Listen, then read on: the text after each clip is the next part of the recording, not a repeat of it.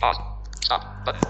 ଆପଣମାନଙ୍କର ଯେଉଁ ଧାରଣା ଅଛି ନା ଯେ ଖାଲି ମଣିଷଟିଏ ମରିଗଲେ ତା ଆତ୍ମା ତାର ଉପସ୍ଥିତ ଆସି ଜାହିର କରିପାରିଥାଏ ଆମ ଆଗରେ, କିନ୍ତୁ ନା ଆଜ୍ଞା, ପଶୁମାନେ ବି ମରିଗଲେ ସେମାନଙ୍କର ଆତ୍ମା ବି ଠିକ୍ ମଣିଷ ପରି ଆମରି ଆଗରେ ତାର ଉପସ୍ଥିତ ଜାହିର କରିପାରିଥାଏ। ହଁ, ଏ ଘଟଣା ସମ୍ପୂର୍ଣ୍ଣ ସତ। ଏଥିରେ ତିଳେ ହେଲେ ମାତ୍ର କାଳ୍ପନିକ ହିଁ ନାହିଁ। ମୋର ସେଦିନର କଥା ମନେ ଅଛି। ମୋ ଭାଣିଜୀ ଯେବେ ଆସି ମୋତେ କହିଥିଲା ଯେ ମାମୁଁ, ଆମ କୁକୁରକୁ ସେମାନେ ମାରିଦେଲେ, ମୁଁ ଟିକେ ଆଶ୍ଚର୍ଯ୍ୟ ହୋଇଯାଇଥିଲି। ମୁଁ ପ୍ରଥମେ ପଚାରିଥିଲି, ମାରିଲା କିଏ? ସେ କହିଥିଲା, ସେଇ ହଁ ବୁଝିପାରିଲି, ନା କହିବା ଦରକାର ନାହିଁ, ମୁଁ ଜାଣିପାରିଲି ଏ କାମ କାହାର। ତାପରେ ସେ କହିଲା, ସେଇଠି ବା କେତେ ଲୋକ ଗଦା ହେଇଛନ୍ତି, ଆସୁନୁ। ମୁଁ ଗଲାବେଳକୁ ଦେଖିଲି ବହୁତ ଲୋକ ସେଦିନ ଏକତ୍ରିତ ହୋଇଥିଲେ ସେହି ଜାଗାରେ। ସମସ୍ତଙ୍କର ଧାରଣା କୁକୁରଟି ମରିଗଲା କେମିତି, କାରଣ ଆମେ ସିନା ଜାଣିଥିଲୁ ହଁ ଏଇ ଲୋକଟା କରିଥିବ, କିନ୍ତୁ ସମସ୍ତେ ତ ତା ନା ଜାଣିବା ସମ୍ଭବତଃ ନୁହେଁ ନା, ତେଣୁକରି କେହି ଜାଣିନଥିଲେ। କିନ୍ତୁ ମୁଁ ଜାଣିଥିଲେ ବି ସୁଦ୍ଧା ନିଜର ସନ୍ଦେହ ଦୂର କରିବା ପାଇଁ ସେ କୁକୁରର ଆତ୍ମା ସହିତ କଥା ହେବା ପାଇଁ ନିଷ୍ପତ୍ତି ନେଲି। କିନ୍ତୁ ଏଇଟା ମୁଁ କାହାକୁ ବି ଜଣେଇ ନଥିଲି। ମନେ ମନେ ଭାବୁଥିଲି ମୁଁ, ଏହା କ'ଣ ସମ୍ଭବ? ତାପରେ ମୁଁ ଭାବିଲି, ଯଦି ମଣିଷମାନଙ୍କର ଆତ୍ମା ସହିତ ମୁଁ କଥା ହେଇପାରୁଛି, ତାହେଲେ ପଶୁର ଆତ୍ମା ସହିତ କାହିଁକି ନୁହେଁ? କାରଣ ମୁଁ ବି ଜାଣିଛି ମଣିଷ ଭଳି ପଶୁର ଆତ୍ମାମାନଙ୍କୁ ନିଜ ପାଖକୁ ଡାକି ହେବ। ସେମାନେ କୌଣସି ନା କୌଣସି ମାଧ୍ୟମରେ ଆମକୁ ସୂଚନା ପ୍ରଦାନ କରିବାକୁ ଚାହିଁବେ, ତାକୁ ବୁଝିପାରିଲେ ହେଲା। ଆଜିକା ଡେଟ୍ରେ ବି ମୋର ଜଣେ ଦୃଷ୍ଟିହୀନ ସାଙ୍ଗ ଯିଏକି ମୋ ସାଙ୍ଗେ ଟ୍ରେନିଂ ପିରିୟଡ଼ରେ ପାଠ ପଢ଼ୁଥିଲା, ସେ ମରିଯାଇଛି।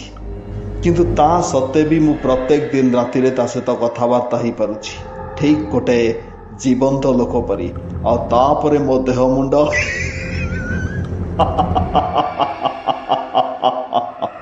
ହଁ, ଏମିତି ବି ମୋ ପୂର୍ବ ବଂଶଧରମାନଙ୍କ ସହିତ ଆଜିକା ଡେଟ୍ରେ ବି ମୋ ଯୋଗାଯୋଗରେ ଅଛି।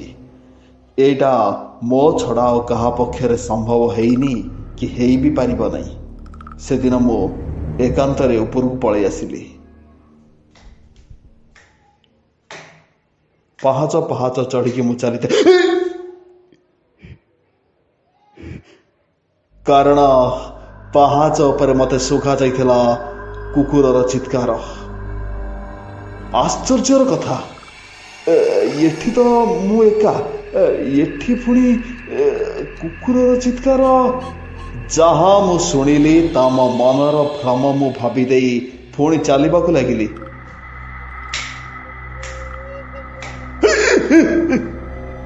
ପୁଣି ଶୁଭା ଯାଇଥିଲା ମୋତେ କୁକୁରର ବେକଟାଳ ରଡ଼ି।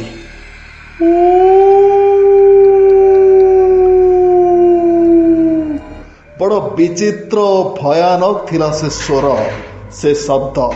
ତା ସହିତ ଅଟୋମେଟିକ୍ କବାଟ କଟକଟ ହେବାକୁ ଲାଗିଲା। ମୋ ଆଶ୍ଚର୍ଯ୍ୟର ସୀମା ରହିଲାନି। ଏସବୁ କ'ଣ ଘଟୁଛି ମୋ ସହିତ? ଯାହା ଘଟୁଛି ଏହା ସତ୍ୟ ନା ସତରେ ଏସବୁ ମୋ ମନର ଭ୍ରମ?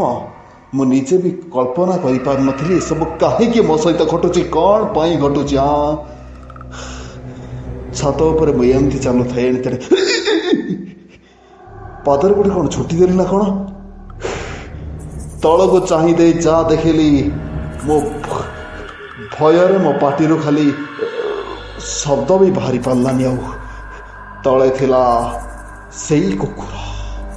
ଆଶ୍ଚର୍ଯ୍ୟର କଥା, ସିଡ଼ି ଉପରେ, ଛାତ ଉପରେ, ସବୁଠି ସେଇ। କ'ଣ କହିବାକୁ ଚାହୁଁଛି, ମୁଁ ଏଥର ଜାଣିପାରିଲି ତା ଆତ୍ମା ଏବେ ମୋ ନିକଟକୁ ଆସି ସାରିଛି। ପରେ ମୋତେ ଜୋର ଶୋଷ ହେଲା। ମୁଁ ପାଣି ପିଇବାକୁ ଚାଲିଲି। ଗିଲାସଟା କିଏ ନେଲା? ଏଇଠି ଥିଲା। ଗିଲାସ ପରିବର୍ତ୍ତେ ମୋ ହାତ ବାଜିଥିଲା ସେଇ କୁକୁର ଧିଏରେ। ଛାତ ଉପରେ ଏବେ ଥିଲା ସେ ପୁଣି ପାଣି ମାଠିଆ ପାଖରେ।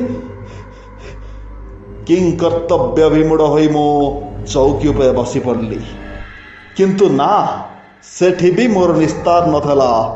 ରୁମ୍ ଭିତରେ ଶୁଭିଥିଲା କୁକୁରର ବିକଟାଳ ସ୍ୱର।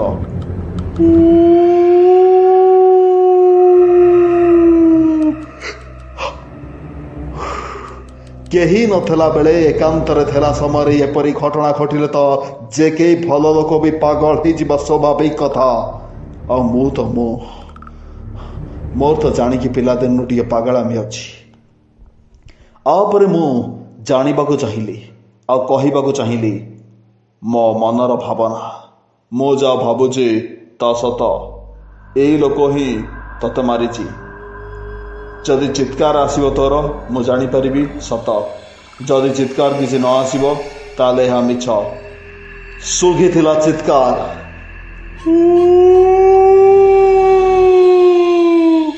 ତା ଅର୍ଥ ହେଲା ମୁଁ ଯାହାକୁ ସନ୍ଦେହ କରୁଛି ସେଇ ହିଁ ହତ୍ୟାକାରୀ।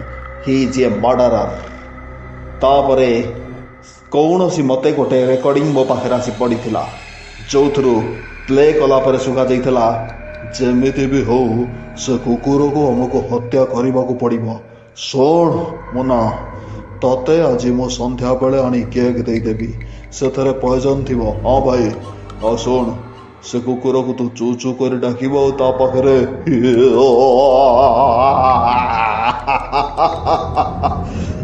ଖଲାସ କରିଦେବୁ। ଠିକ୍ ଅଛି ଭାଇ। ସ୍ୱର ଶୁଣି ମୁଁ ଜାଣିପାରିଲି ଏ କାମ କାହାର। ତତ୍କ୍ଷଣାତ୍ ମୁଁ ପୋଲିସକୁ ଯାଇ ପହଞ୍ଚାଇଥିଲି। ପୋଲିସରେ ସମସ୍ତ ବୃତ୍ତାନ୍ତ କହିଥିଲି। ହଁ, ମୋ କଥା ସତ ହେଲା। ପୋଲିସ ସେମାନଙ୍କୁ ଆରେଷ୍ଟ କଲା ପରେ ସବୁ ସତ କଥା ବାହାରକୁ ବାହାରିଲା। ଆଉ ମୋ ଭାଣିଜୀ ନ୍ୟାୟ ପାଇଲା। ଯିଏ ତା କୁକୁରକୁ ମାରିଥିଲା ମୁଁ ତାକୁ ଥାନାରେ ପୁରେଇ ଦେଇପାରିଲି। ଏଇ ଧାରଣା ମୋର ଯାହା ଥିଲା ତା ବଦଳିଗଲା। ସମସ୍ତେ ମୋତେ କହୁଥିଲେ କେବଳ ମଣିଷ ହିଁ ତାର ଉପସ୍ଥିତ ଜାହିର କରିପାରେ ମଲା ପରେ, କିନ୍ତୁ ତାହାକୁ ମୁଁ ଭୁଲ ବୋଲି ପ୍ରମାଣିତ କରିଦେଲି। ହଁ, ଠିକ୍ 8 ଦିନ ତଳେ ଏ ଘଟଣା ଆମରି ଘରେ ଘଟିଛି। ଭୁଲରେ ବି ଯଦି ଆପଣ କୌଣସି ପଶୁକୁ ମାରୁଛନ୍ତି ଟିକେ ସାବଧାନ ଥିବେ, ନଚେତ ଆପଣଙ୍କ ସହିତ ବି ତା ଆତ୍ମା